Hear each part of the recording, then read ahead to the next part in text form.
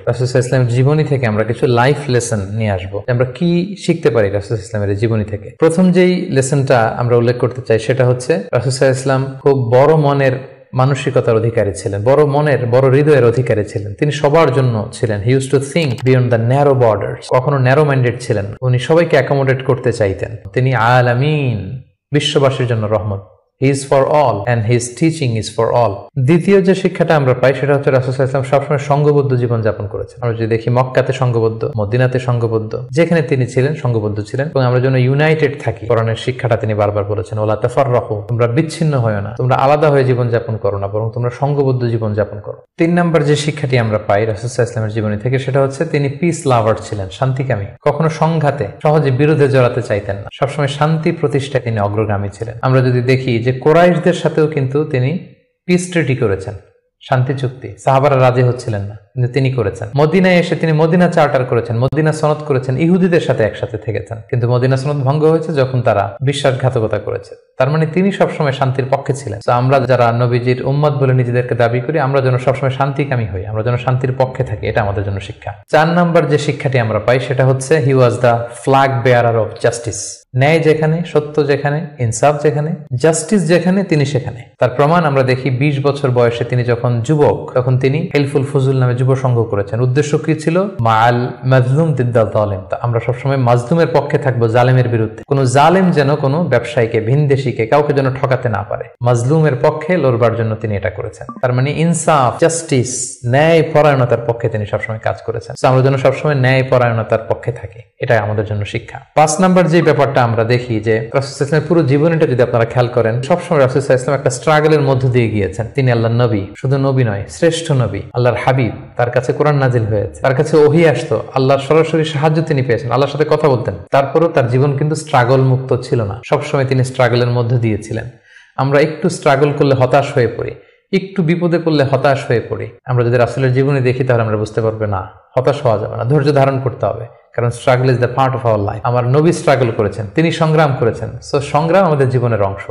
এই শিক্ষাটা আমরা পাই। 6 নাম্বার যে শিক্ষাটি আমরা পাই সেটা হচ্ছে রাসূল সাল্লাল্লাহু আলাইহি ওয়াসাল্লাম ব্যক্তিগত জীবনে অত্যন্ত সৎ ছিলেন, যে কারণে যে কুরাইশরা রাসূল সাল্লাল্লাহু আলাইহি ওয়াসাল্লামের বিরোধিতা করত, তারাই রাসূল সাল্লাল্লাহু আলাইহি ওয়াসাল্লামকে উপাধি দিয়েছিল আস-সাদিক আল আমিন, সত্যবাদী, আমানতদার। যেদিন তিনি হিজরত করবেন সেদিন তিনি তার ঘরে রাসূল সাল্লাল্লাহু আলাইহি ওয়াসাল্লাম আলী রাদিয়াল্লাহু তাআলা আনহুকে রেখে গিয়েছিলেন। কারণ ওনার কাছে মক্কার অনেক লোকেরা আমানত রেখেছিল, সেই আমানতগুলো বুঝিয়ে দিতে আলী রাদিয়াল্লাহু তাআলা আনহুর 3 দিন সময় লেগেছিল। এত পরিমাণে ডিপোজিট ছিল, আমানতের বিভিন্ন জিনিসপত্র ছিল, সেগুলো আলী রাদিয়াল্লাহু তাআলা আনহু বুঝিয়ে দিয়ে তারপরে তিনি হিজরত করেছেন। কতটা আমানতদার ছিলেন আমাদের প্রিয় নবী। এবং ওনার এই ব্যবসায় আমানতদারিতায় মুগ্ধ হয়েই কিন্তু খাদিজা রাদিয়াল্লাহু তাআলা আনহা রাসূল সাল্লাল্লাহু আলাইহি ওয়াসাল্লামকে বিয়ের প্রস্তাব দিয়েছিলেন। তো তার উম্মত হিসেবে আমাদের উচিত সত্যবাদী, সৎ এবং আমানতদার হওয়ার চেষ্টা করা।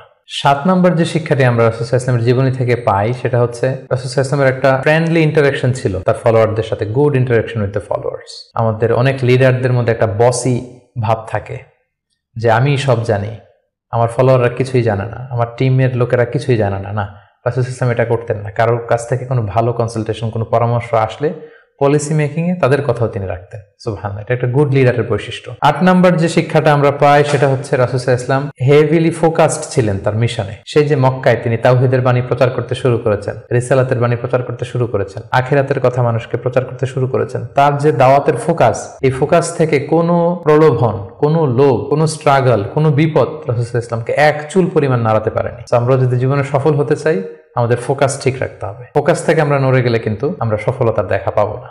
9 নম্বর যে শিক্ষাটা আমরা পাই রাসূল সাল্লাল্লাহু আলাইহি ওয়াসাল্লামের কম্প্যাশনেট এন্ড মার্সিফুল অ্যাটিটিউড। রাসূল সাল্লাল্লাহু আলাইহি ওয়াসাল্লামের দয়াদ্র মানসিকতায় অনেক শত্রু কিন্তু রাসূল সাল্লাল্লাহু আলাইহি ওয়াসাল্লামের বন্ধু হয়ে গিয়েছিল, ঈমান এনেছিল। আমরা দেখেছি মক্কা বিজয় যখন করেছিলেন চাইলে পিষে মারতে পারতেন কুরাইশদেরকে, যারা বছরের পর বছর জন্মভূমি থেকে দূরে থাকতে বাধ্য করেছিল রাসূল সাল্লাল্লাহু আলাইহি ওয়াসাল্লামকে। রাসূল সাল্লাল্লাহু আলাইহি ওয়াসাল্লাম কি করলেন? বললেন যে না, লা তাসরিবা আলাইকুমুল ইয়াউম, কোনো প্রতিশোধ, হিংসা কিছু নেই, ক্ষমা করে দিলাম, যাও তোমরা স্বাধীন। এভাবে নানা ঘটনায় আমরা দেখেছি রাসূল সাল্লাল্লাহু আলাইহি ওয়াসাল্লাম তার অমীয় অনুপম চরিত্রের মাধ্যমে তিনি মানুষের মন জয় করেছেন। তো এই গুণাবলী যেন আমরা আমাদের মধ্যে ধারণ করবার চেষ্টা করি। সব শেষে শিক্ষাটির কথা বলবো, সেটা হচ্ছে succession management. A good leader produces good leaders. একজন ভালো নেতা শুধু ফলোয়ার তৈরি করে না, সে আরো নতুন নেতা তৈরি করে। আমরা যদি দেখি রাসূল সাল্লাল্লাহু আলাইহি ওয়াসাল্লামের ইন্তেকালের পরে আমাদের লিডারশিপ নিয়ে কোনো ক্রাইসিস হয়নি, সেখানে দাঁড়িয়ে গিয়েছে আবু বকরকে আমরা রাদিয়াল্লাহু তাআলা আনহুকে আমরা আমাদের খলিফা বানিয়েছি। আবু বকর রাদিয়াল্লাহু তাআলা আনহুর ইন্তেকালের পরে ওমরে ফারুক আমাদের খলিফা হয়েছে, তারপরে উসমান, তারপরে আলী রাদিয়াল্লাহু তাআলা আনহু। তার মানে রাসূল সাল্লাল্লাহু আলাইহি ওয়াসাল্লাম এদেরকে কিন্তু সবসময় ডানে বায়ে সামনে পেছনে কাছে নানা কাজে